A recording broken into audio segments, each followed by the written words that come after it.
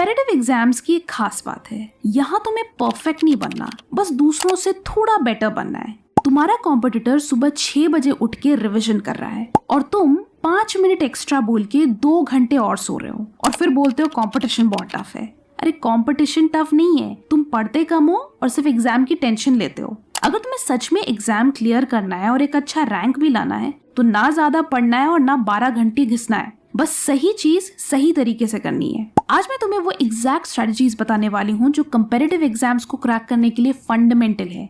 ये board exams नहीं है जहाँ सिलेबस खत्म करने से काम चल जाता है। वहाँ एग्जामिनर चाहता है कि तुम पास हो, लेकिन यहाँ सिस्टम चाहता है कि तुम बाहर हो। कंपैरेटिव एग्जाम्स में रैंक लानी पड़ती है और रैंक तभी आती है जब तुम लाखों लोगों से बेटर परफॉर्म करते हो, सेम पेपर, सेम टाइम और सेम प्रेशर में। इससे पहले कि मैं स्टार्ट करूं, कमेंट्स में लिखो I will be the top 1%। सिर्फ वही लोग लिखना जो दिल से अपने गोल को लेकर सीरियस हैं। And now let's begin. सबसे पहली बात, stop studying out of FOMO. तुम्हारा सबसे बड़ा डिस्ट्रैक्शन एग्जाम का सिलेबस नहीं है, दूसरों का सिलेबस है। कोई बोल रहा है मैंने 5 बुक्स रेफर किए, कोई बोल रहा है मैंने 3 बुक्स से ये टॉपिक कवर किया, और तुम्हारा तुरंत पैनिक मोड ऑन, यार ये तो कितना पढ़ रहा है और मैंने तो कुछ भी नहीं याद किया। सुनो, ये रोना बंद करो। अगर तुम्हारा कॉम्पिटिटर 10 बुक्स पढ़ रहा है, उसको पढ़ने दो। तुम अपनी एक बुक उठाओ और उसे प्रॉपरली खत्म करो।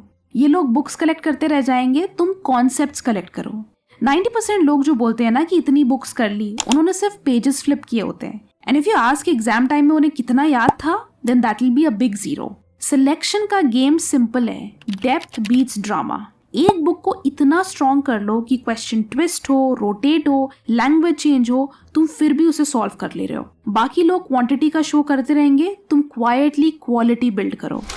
अब अगली बात यह है कि कंपैरेटिव एग्जाम तुम्हारी मेमोरी टेस्ट नहीं करता, तुम्हारी थिंकिंग टेस्ट करता है। जो रट्टा मारते हैं ना, उनका कॉन्फिडेंस तभी तक होता है जब तक क्वेश्चन फेमिलियर हो। एक अनफेमिलियर क्वेश्चन और पूरा सिस्टम क्रैश। तो तुम रटने पे कम और कॉन्सेप्ट समझने पे ज्यादा फोकस करो, ताकि तुम एग्जाम में कुछ नहीं तो सिर्फ अपनी कॉमन सेंस और लॉजिक यूज करके सही आंसर गेस कर लो। जिसका कॉन्सेप्ट क्लियर होता है वो क्वेश्चन को देख के डरता नहीं है, डाइसेक्ट करता है। उसके लिए क्वेश्चन नया नहीं होता, सिर्फ सिचुएशन नहीं होती है। और सिलेक्शन वही लेता है जो सिचुएशन हैंडल कर सकता है, ना कि वो जो सिर्फ आंसर्स याद रख सकता है। देखो, अब तक एक चीज क्लियर है, कंपटीशन बीट करना घंटों का गेम नहीं है, अप्रोच का गेम है। प्रॉब्लम ये है कि स्टूडेंट्स पढ़ते तो हैं पर रिटेन नहीं कर पा रहे हैं। मैंने रिसेंटली एक इंटरेस्टिंग चीज देखी, एलन का एक नए तरीके से पढ़ाने का अंदाज। यहाँ सिर्फ लेक्चर्स देखने का सिस्टम नहीं है, कॉन्सेप्ट्स को विजुअल स्टोरीज के थ्रू समझाया जाता है। मतलब हर कॉन्सेप्ट में पहले आहा मोमेंट आता है, फिर कॉन्सेप्ट क्लियर होता है। और ये टिपिकल वीडियो देख लो और हो गया वाला सेटअप नहीं है। बीच बीच में क्वेश्चंस, प्रॉम्प्ट्स और पजल्स होते हैं, so you are constantly engaged. इससे फोकस बना रहता है और चीजें एक्चुअली याद भी रहती हैं। प्लस उनका जो प्रैक्टिस सिस्टम है ना, वो प्रॉपर बोर्ड एग्जाम पैटर्न पे बेस्ड है। तो आप सिर्फ समझते नहीं हो, लिखना भी सीखते हो एग्जैक्टली वैसे ही जैसे एग्जाम में चाहिए होता है। ऑल्सो उनका प्रोग्रेस ट्रैकिंग सिस्टम भी है, जिसमें आपको क्लियरली पता होता है कि आप कितना प्रिपेयर्ड हो और कहाँ इंप्रूव करना है। तो अगर आपको जेन्युइनली कंपटीशन बीट करना है तो सिर्फ आवर्स इंक्रीज मत करो, लर्निंग अप्रोच अपग्रेड करो। You can check out Eureka by Allen, link description में है। Number 3, the weapon versus shield strategy. तुम्हारा कॉम्पिटिटर 2 घंटे पढ़ के थक जाता है, पर तुम 6 घंटे एक जगह बैठकर फोकस कर सकते हो। That is your weapon. ऐसे ही हर स्टूडेंट के कुछ स्ट्रेंथ्स और वीकनेसेस होते हैं। कोई फिजिक्स में अच्छा है, कोई मैथ में अच्छा है, कोई बहुत डिसिप्लिन्ड है, तो किसी की स्पीड अच्छी है।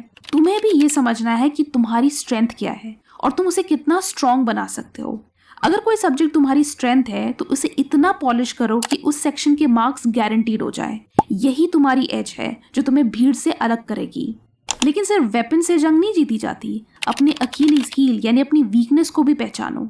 केमिस्ट्री तुम्हारी दुश्मन है तो उसे भागो मत, उस पर वर्क करो। जो भी तुम्हारी वीकनेसेस हैं, जैसे टाइम मैनेजमेंट या कोई पर्टिकुलर सब्जेक्ट या कोई भी और चीज, उसे इम्प्रूव करो ताकि उसके वजह से तुम मार्क्स ना गवाओ।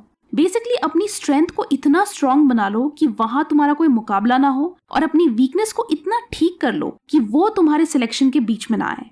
Your strength should win you the paper, your weakness should not lose you the paper. अब अगली चीज एक मिस्टेक है जो आपको फिक्स करनी है। क्या होता है ना, मोस्ट स्टूडेंट्स PYQs को अपनी प्रेपरेशन के एंड में सॉल्व करते हैं, जैसे वो बस एक प्रैक्टिस सेट हो। ये एक बहुत बड़ी गलती है। PYQs are not just for practice, they are your guide for the exam. They will decide your preparation strategy for the exam. कौन से टॉपिक्स बार बार आ रहे हैं, किस टाइप के क्वेश्चंस रिपीट हो रहे हैं, किस लेवल का ट्विस्ट एक्सपेक्टेड है, ये सब PYQ से रिवील होता है। और जो स्टूडेंट ये पैटर्न समझता है वो ब्लाइंडली पढ़ाई नहीं करता, वो टारगेटेड प्रेपरेशन करता है। इसलिए तुम जितना PYQs को एनालाइज करोगे उतना तुम्हारे लिए एग्जाम अनप्रिडिक्टेबल नहीं होगा। वैसे अगर तुम मेरे वीडियोस देखना पसंद करते हो एंड तुम्हें स्टडीज के लिए नो नॉनसेंस प्रैक्टिकल एडवाइस चाहिए, then do subscribe. I really want to hit 2 million this year, so please help me in reaching this goal. और हाँ, इस नोटिफिकेशन बेल को ऑन करना मत भूलना, because you don't want कि कोई बहुत ही यूजफुल वीडियो मिस हो जाए। The next and the most important advice is, तुम्हारे कंपेरेटिव एग्जाम की जर्नी में ऐसे बहुत दोस्त होंगे जो बोलेंगे भाई कुछ नहीं पढ़ा, बुक टच भी नहीं किया।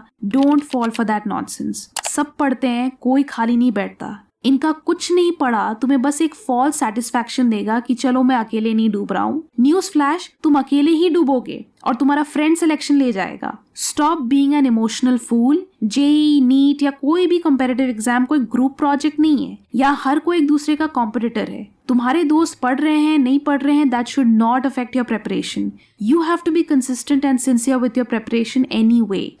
Now the final important advice. Don't just give mock test. See what you're learning from it. Most students mock test देते हैं, स्कोर देखते हैं, खुश या डिप्रेस्ड होके आगे बढ़ जाते हैं। Big mistake. आगे नहीं बढ़ना है। मॉक टेस्ट का असली काम स्कोर बताना नहीं है, तुम्हारी गलतियां दिखाना है। हर मॉक टेस्ट के बाद 3 टाइप की गलतियां पकड़ो: concept mistake, silly mistake, time pressure mistake. फिर उन पर वर्क करो। That's how you improve, that's how you score better than others. वरना तुम 10 मॉक दोगे और हर बार सेम मिस्टेक्स रिपीट करोगे, और एग्जाम में भी वही होगा। तो I hope you enjoyed watching this video and also कि आप इन टिप्स को एक्चुअली इम्प्लीमेंट करोगे। Will see you in the next one. Thanks for watching and stay focused.